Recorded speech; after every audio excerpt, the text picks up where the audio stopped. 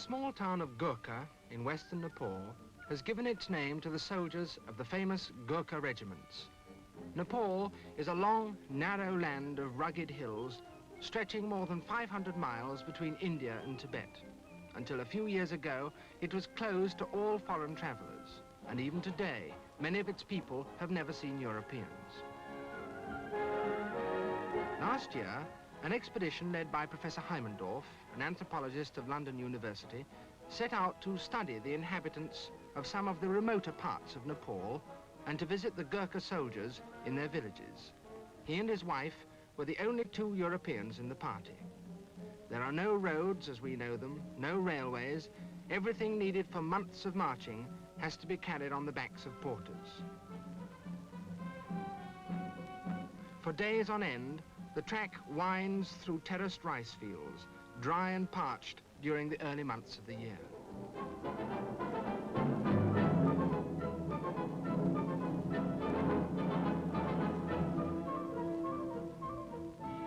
Gorkha, once the capital of the hill chiefs who later became kings of Nepal, is today a sleepy little place. The worship of gods in the pagoda-like temples and the people's life in their homes has seen little change for hundreds of years. Old women spin as their grandmothers did.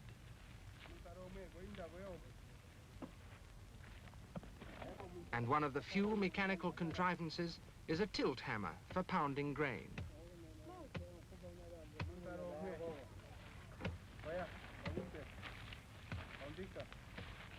Only the large red brick palace of Gorkha, now mouldering away, recalls the glory of past ages.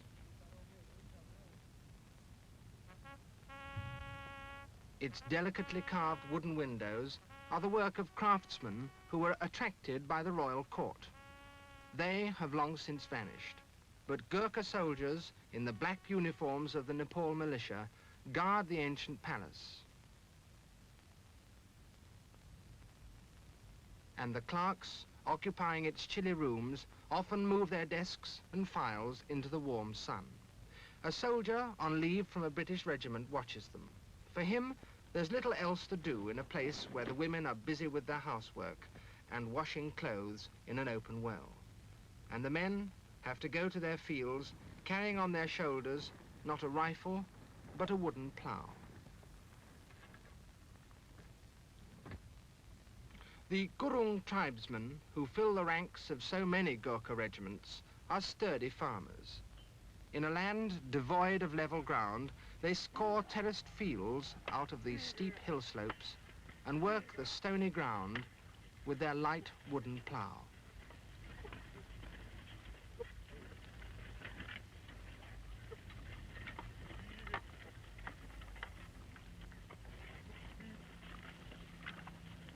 On the higher terraces, they grow summer crops of millet and maize, from which they make bread and porridge and brew beer.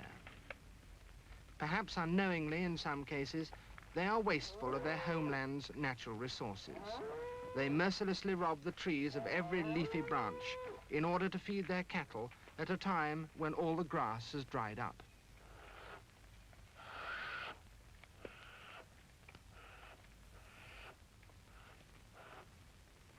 The Gurungs keep large flocks of sheep for wool and meat. In the winter, these flocks remain in the lower valleys, where they graze on the rice stubble. But when spring comes, the shepherds move with them to the higher pastures.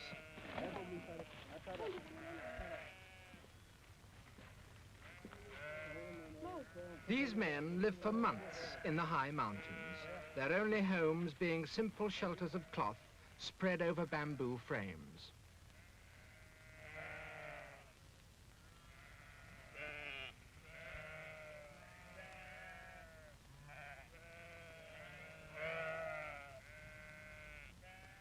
On feast days, all the people congregate in the villages.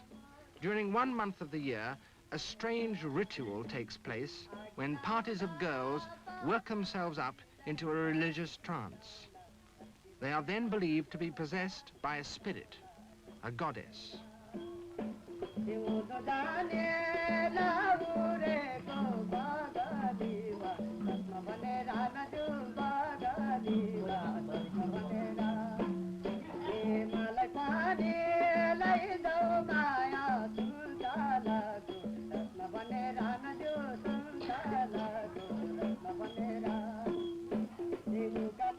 this way, the supernatural becomes part of everyday life, and the gods and goddesses of Nepal make their presence felt in the remotest villages to the simplest of people.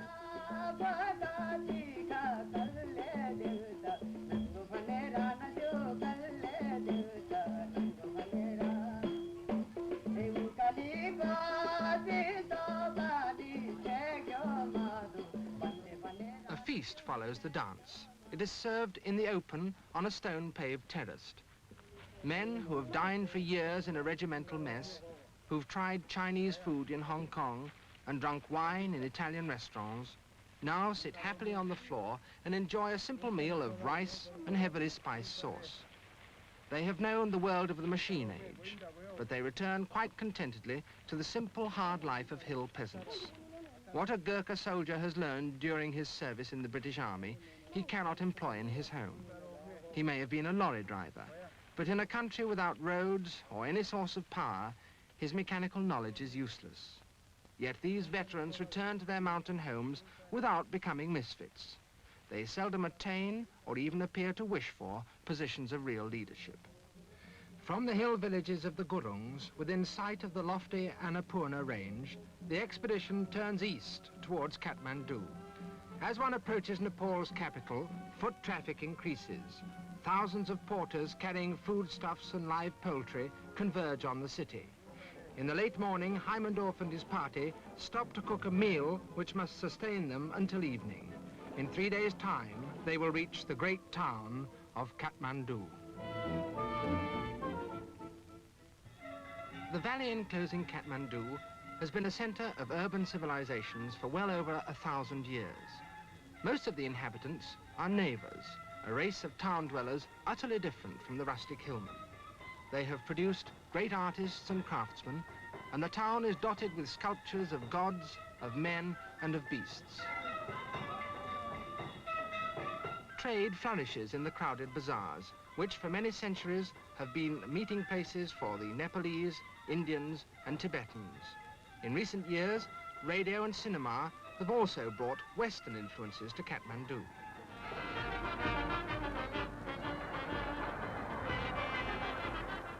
The genius of the Navas, a gay, artistic, and excitable people, expresses itself best in the great festivals in honor of their gods. These feasts reach a climax in multitudinous processions when the images of gods are carried from square to square under ornate umbrellas, and idols inhabiting separate temples are made to meet, surrounded by surging crowds of worshippers. Under each twirling umbrella is the precious gilt image of a god carried on the shoulders of worshippers who are whipped into a trance-like frenzy by the beating of drums and the mad shouting of the multitude. Most of the spectators are women. No woman dares to mingle with a throng of excited men, but all the girls want to watch.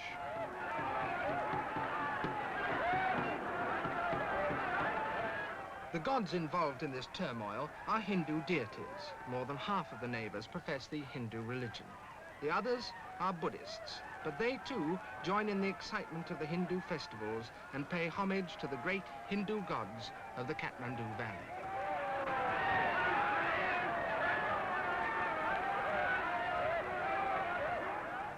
In contrast, the Buddhist temples rise in serene isolation above the noise and bustle of Kathmandu. Statues of the Buddha Sakyamuni, shaded by ancient trees, flank the approaches leading to the great sanctuary of Swayambhu.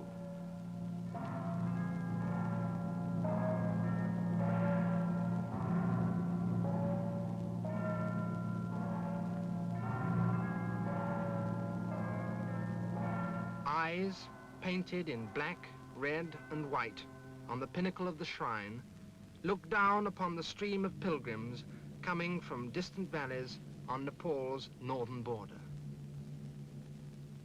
Many are ragged figures, but all are eager to acquire religious merit by turning the metal prayer wheels and walking at least 3 times around the great shrine.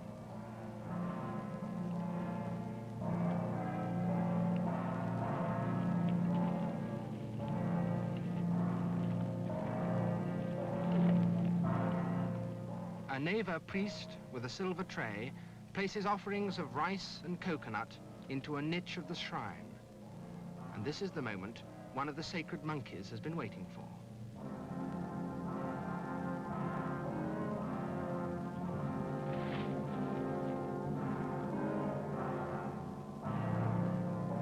Two Buddhist deities watch, indifferent to the monkey's theft.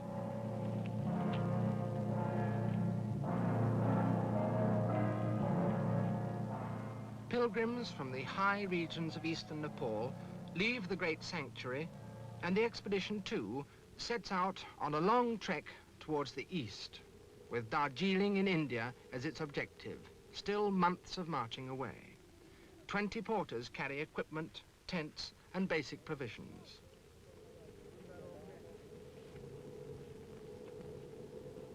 At the end of a day's march, the tents are pitched near a village.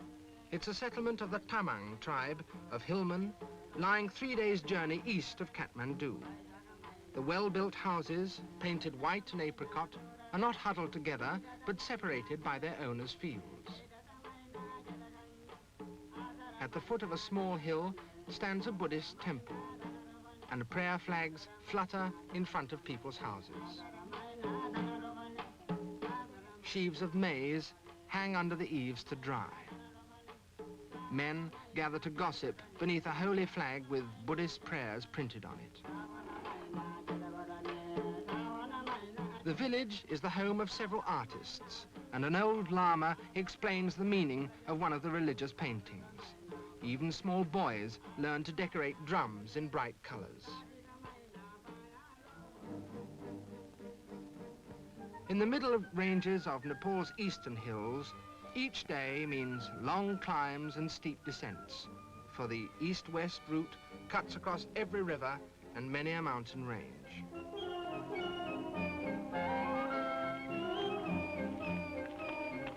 Villages are tiny and far between, but now and then the travelers pass a small temple. Here, a solitary shrine, rather neglected, offers refreshment to the thirsty porters. Exquisite stone carvings adorn its walls. Who carved them? There's no one to ask. A few days pass. Slowly, the vegetation changes as the expedition reaches a region lying above 8,000 feet. There are forests of pine and rhododendron, ranging in color from near white to deep rose. The ground is studded with mauve primulas. Patches of snow linger in shady hollows higher up, where the shrub rhododendrons are not yet in flower. One of the porters samples the cool snow.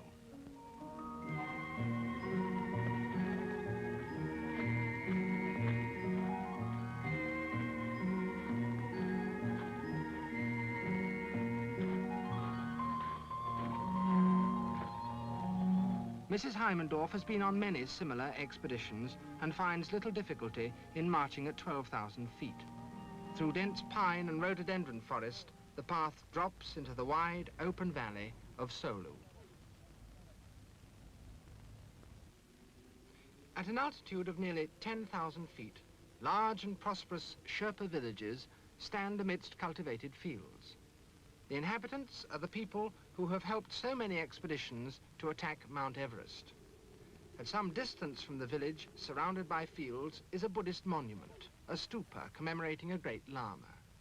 A freestanding stone gateway marks the entrance to the village.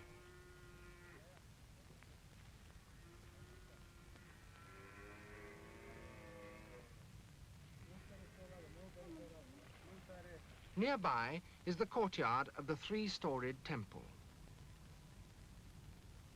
The colorful frescoes on the walls and ceilings of the temple depict the Buddhas of past and future ages, and some of the divinities of the Buddhist heaven.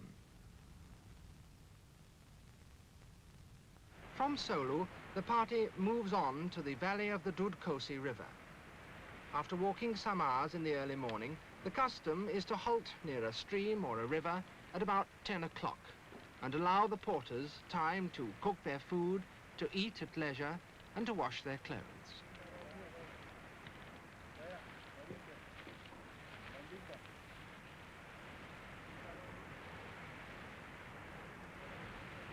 The Dud Kosi is crossed by a rickety bridge of logs, which every year is washed away during the monsoon and replaced when the river subsides. Turning north, they spent several days moving, travelling through a narrow gorge where inscriptions of Tibetan prayers are carved on rock, especially the famous repeated prayer, Om Mani Padme Hum, Om Mani Padme Hum. A last steep climb leads from the narrow gorge up to the large village of Namche Bazaar, a Sherpa settlement built onto a steep hillside. Behind are the snow peaks of the Himalayas. Here, the party is among friends, familiar from a previous expedition. And when they continue their journey to Darjeeling, the Heimendorfs are given a tremendous send-off, with perhaps more than just one for the road. Leave-taking among Sherpas is an occasion for large quantities of liquor and beer to be pressed on the travellers, and wishes for a safe journey are accompanied by the presentation of white ceremonial scarves.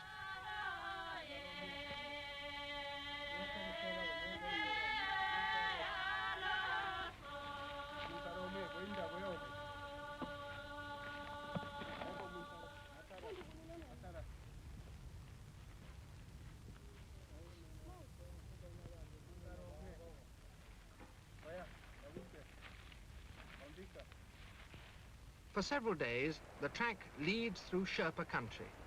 But to avoid a mountain range, impassable for heavily laden porters, the party has to descend once again to an area of subtropical forests.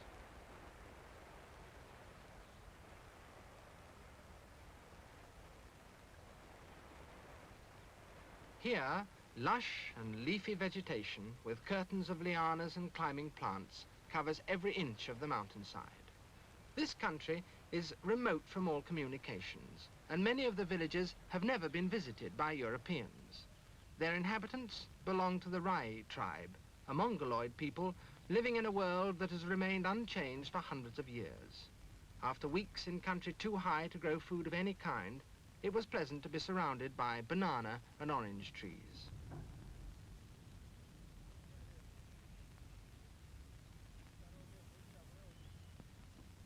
The unhurried rhythm of village life is broken only by an occasional feast or a marriage, when men, wearing headdresses of hawk's feathers, dance to the rhythm of drums.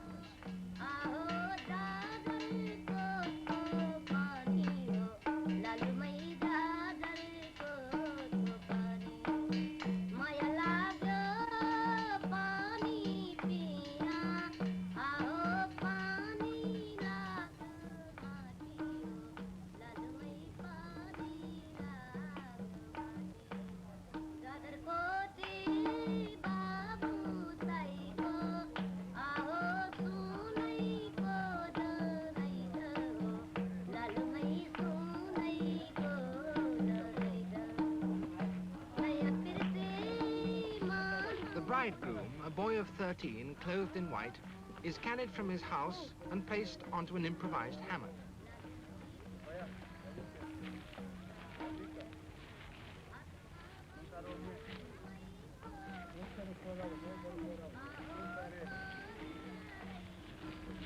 Rice is thrown at the bride, a girl several years older than her young bridegroom, whose forehead is now plastered with rice and red paste to bring good fortune.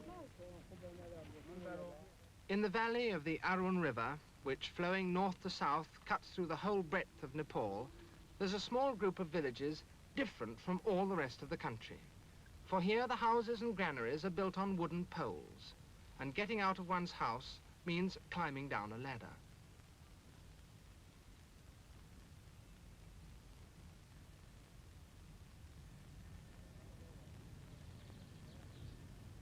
Women weave homespun cloth. The Rais do not depend on trade. Nearly everything they need grows or is made in their own country.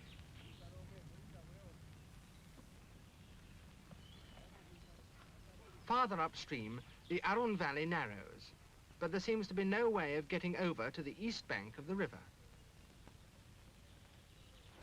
A single rope spanning the river serves the local people as a bridge, but for those unused to acrobatics, it would have been foolhardy to attempt such a crossing. In any case, the loads could hardly have been got from one bank to another in this way.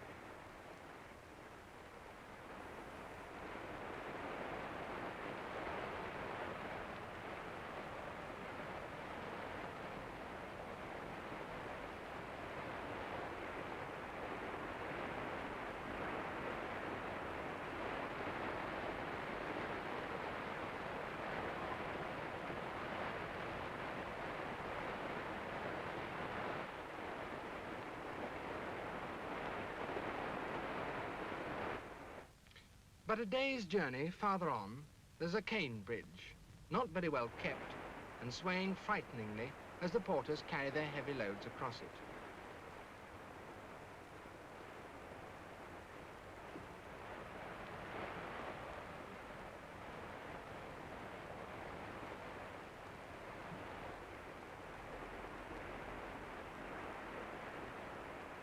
Such bridges are used until they finally break, and then a new bridge is built of cane and bamboo.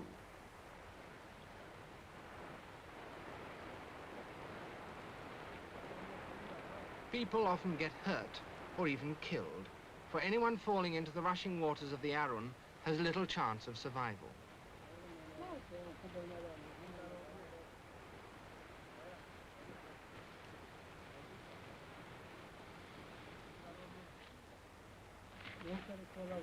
Even Mrs. Heimendorf finds it best to take her boots off.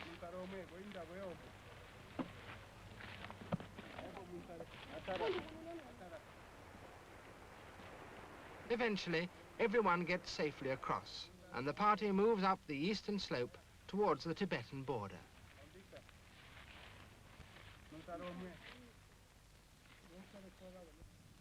The first people they meet describe themselves as Ka Botias.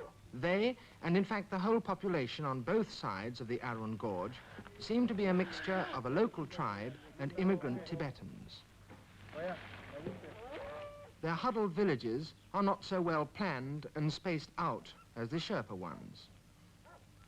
Women are busy with the harvest of a small variety of millet. This is their main crop. There's more than enough to eat as well as to use for brewing beer.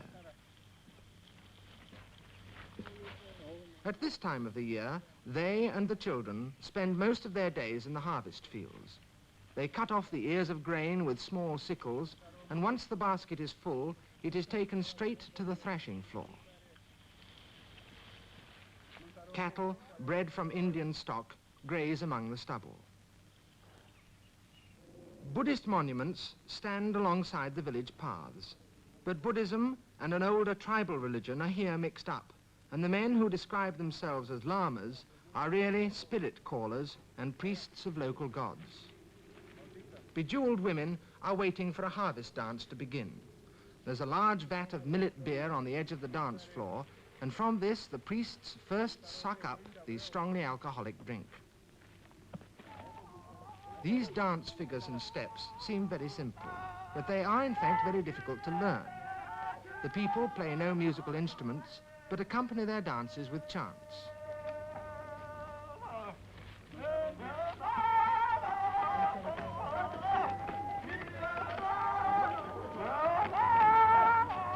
No one stops the children drinking the beer when they feel like it. Before long, the dancers get pretty tipsy. Even so, their steps never falter. With plenty of beer, a handful of straw, and occasional rests, they keep going for hours.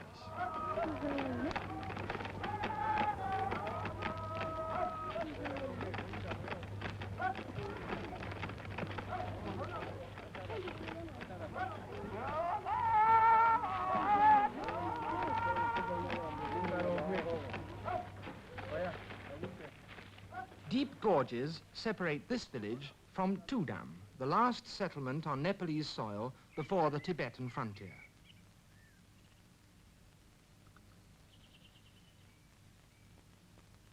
Its inhabitants make a living almost entirely from the manufacture of incense, a commodity for which the Tibetan monasteries provide a large market and pay well.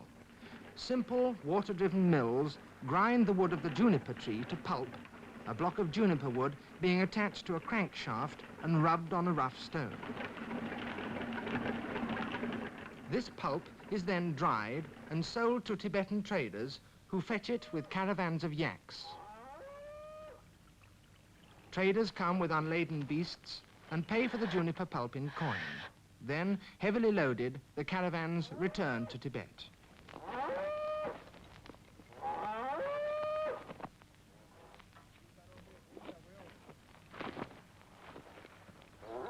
Tudam is the starting point of the crossing of the mountain range which divides the Arun Basin from that of the Tamar River. The only route across that high range leads over a pass which is already under snow. With the autumn well advanced, there's always a danger that winter weather will close the passes.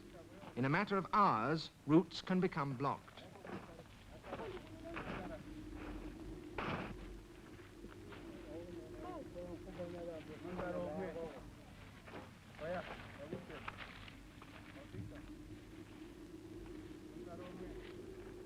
The men hired at Tudam as porters and guides were proving unreliable. Suddenly, they refused to advance.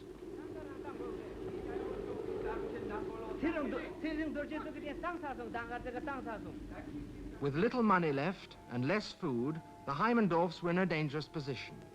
But the promise of treble pay eventually swayed the Tudam men, and they decided to take the risk. There's little sign of a track, and the country grows wilder and more desolate as the party plods on.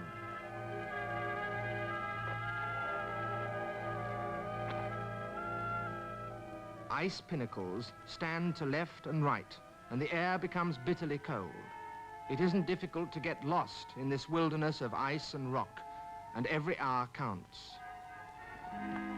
Nobody, not even the porters and guides, is certain of the track.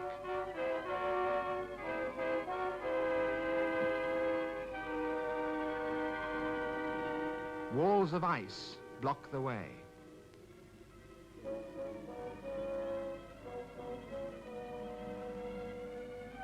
When they do get through, they face an even more dangerous obstacle. This torrent rushing over a bed of green, solid ice.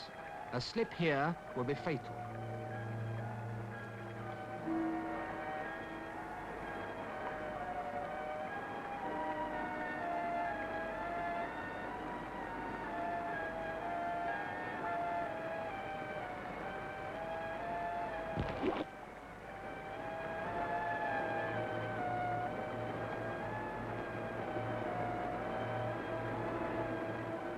There's a great sense of relief as they make camp that night.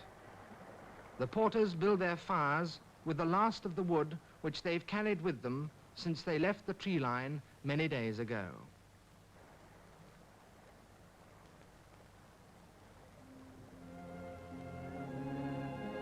Ahead lies the easy valley of the Tamar River and the route to Darjeeling and India. The journey across the length of Nepal is at its end.